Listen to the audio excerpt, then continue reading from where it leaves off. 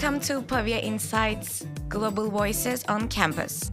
I am Deniz, I'm from Turkey, and I study world politics and international relations at the University of Pavia. And today we have a special guest with us, Milica Brkic. Yeah, Brkic, but close enough. Yeah, right. Thank you, Deniz, I for am so having sorry me. for the pronunciation. It's okay. I'm so used to it. But anyways, thank you, Deniz, for having me. It's such a fun thing to do since we never did a podcast. Yeah, right? She is also an international student from Serbia studying world politics. And welcome, Milica. Thank you. As we said, this is our first time doing podcast, so you know. Yeah, it'll get better. It's a struggle right now, but it's okay. Yeah. Well, I think today is going to be a great source for incoming students and those considering studying abroad. So, Milica, why don't you tell me what was your first impression of Pavia when you first arrived here as an international student? Yeah, so I'm not sure. It was nice. It was different. It was nice for sure. But I was like, when you leave home and you move somewhere, so you're all confused and there are a lot of emotions. But then, I really liked it. I remember I took so many pictures to send to my friends and to my family because Pavia is actually a really pretty city, aesthetically speaking. So it was nice, and there are a lot of cobblestones, so it looks like it's super old. I mean, it is old, obviously. Yeah, it is. But they get kind of old when you're there. Like the cobblestones, you get kind of tired of them. I actually cried, literally. I was 23 and I cried. Yeah, of course, because you have to be careful not to break an ankle or a leg on the stones. But it was nice. What about you? I was in the station, everything was fine, my flight and everything, and I was able to come here from Milan, that was okay. And then once I was feeling like I'm abroad, it was the station that made me feel like I'm abroad, I'm in Italy, and I'm not going to be able to see my family and friends soon, let's say. And it was, I don't know, it was so different. The feeling was so different. I didn't know what am I going to do, in an hour, in 2 hours. I don't know how I am going to find an apartment, where I'm going to sleep, what I'm going to eat. Everything was so, different, and I cried just for 5 minutes. And then, it just passed. And I started to enjoy, actually. The first night, I just went out. I met lots of people in my first night. And it was great. So let's start by talking the application process now and the University of Pavia, right? Milica, could you share your experiences with applying to this university? I mean, how did you decide to study here and why world politics? Well, actually, I want to study in France, but it was not going to happen at that time. So then I decided to study in Italy, honestly. I don't know, I applied to multiple universities in Italy, Pavia, Padova, Rome, and I chose Pavia. I'm not sure why. I don't have an actual reason why I chose Pavia out of all these universities, but I chose world politics because I studied political science in Belgrade as well, in Serbia. So it was just natural and I'm interested in it. So choosing the university, I'm really not sure. I don't know. It just... I had the feeling, there was a vibe. Yeah, there was a vibe. I googled Pavia, I saw on Pinterest Pavia, pictures, Pavia aesthetic, and it was a vibe. I don't know. And now I'm here and yeah. I just was thinking it is so close to Milan and it is kind of small place. It will be easier to live in and it will be much more fun to go to Milan during the weekends. That's that's the fact that affected me. And were there any particular documents or tips you found helpful during your application? I mean, would you recommend to do anything or not to do? Yeah, I think the process in itself was pretty straightforward. On the website of the university, you have all the steps that you need to do, before you apply, after applying, when you get enrolled, blah blah blah. Also, the documents are all listed on the page, so it's pretty straightforward. Like, obviously, if you're not from Italy or non-EU, I'm not sure. Like, you have to translate the documents. Like, there are things that have to be done, but also It has like to be in English or in Italian, right? Because it was I like think because our program is in English, I think that I'm not sure, but I think some documents in the beginning were fine if they were in English, but then later we had to translate them in Italian. Anyways, when I think enrolling, but I'm like I don't remember like completely. in the first phase, no, in English will be just fine. Yeah, but later it was Italian, but I don't really like, you know, yeah, it was, but it was still like it was pretty easy. Process. And also like, and this is speaking for Serbia and probably other Balkan countries like Bosnia and Montenegro, like we have some agencies that help students like go to do their universities and high schools like abroad. So a few of them, if they have partner universities in different countries, they offer their services for free. So basically they help you with all your documents or your application for free if it's a partner university. If not, like you have to pay, and then like, you know, people don't do that, and you shouldn't, because it's pretty, like you can do it by yourself, you know. But if it's a partner university, and if you're from Serbia and listening to this, you can find them very easily by Googling. I'm not giving any free promos, but you can, you know, it was great. Like it helped me a lot, you know. Yeah, we also do like have them in Turkey, but as far as I remember, it was too expensive, and I didn't actually like experience, let's say, the agency. Because, you know, you can do it by yourself. It's super easy.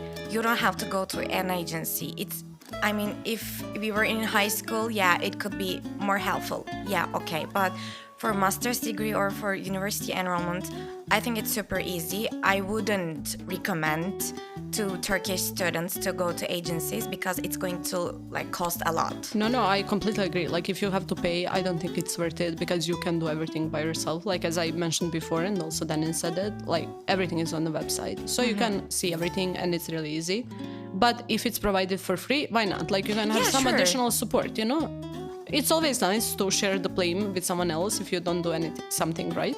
So there is someone else to blame. It's going to be just extra help and without a charge. Yeah. That's wonderful. Yeah. So okay, anyways, I'm moving to Serbia then. Yeah, you really shouldn't though, you know. See, I'm here. So we are escaping. I'm kidding. Okay. So, coming from Serbia, how has the academic environment at the University of Pavia been different, let's say, from your home country? Yeah, so everything is different. Starting from, like, I know you can relate as well. I know. Like, I think everything is different. Starting from the campus. Yeah, but you studied your bachelor's in Belgrade. Yeah, okay. So, how was it? You know, like, can you just maybe share, like, the most basic differences or, you know... I like everything. Like starting just from the university, like the structure, the organization, everything is different. Our campus is all over the city. I know in Pavia, sure, there are different campuses, but they're like, this is the main building, you know? As far as the actual like program goes, since I did study international relations and here as well, like it is, like in Serbia, it's more theoretically based. Like there is a lot of studying going on, right? So for my exams in Serbia, I had like books that are 900 pages and you have to know everything, and then you come to the exam and you take 2 questions and you have to know them to pass the exam.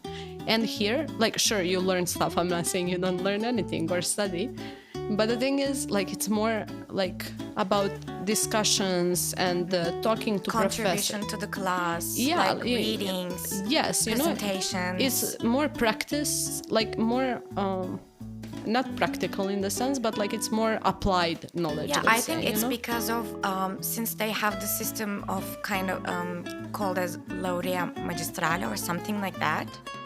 You know, I think it's because of that system, because they study 3 years like for their bachelor's, and then they do masters for another 2 years. So it's like a 5-year package, you know, for them.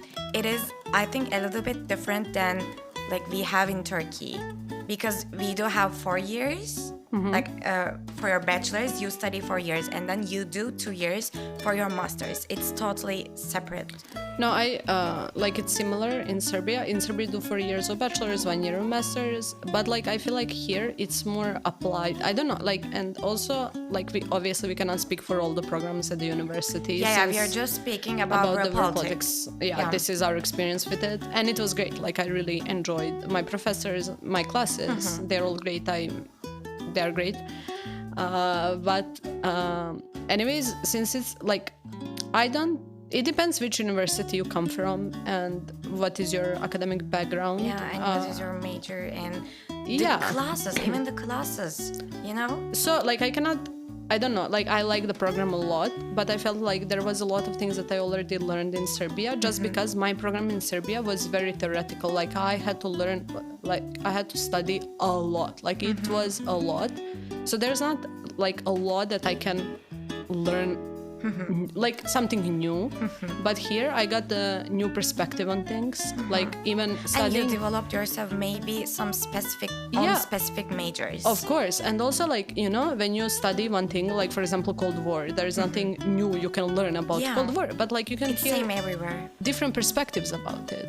You know, you can hear what the people from Italy think about the Cold War or what was African position or, you know, stuff like that. So I think that's nice. And I think the best part about our department, let's say, is having international students from all around the world. And we only had 2 or 3 Italians in the class. Which was nice, but also terrible. Yeah, terrible for them, nice for us.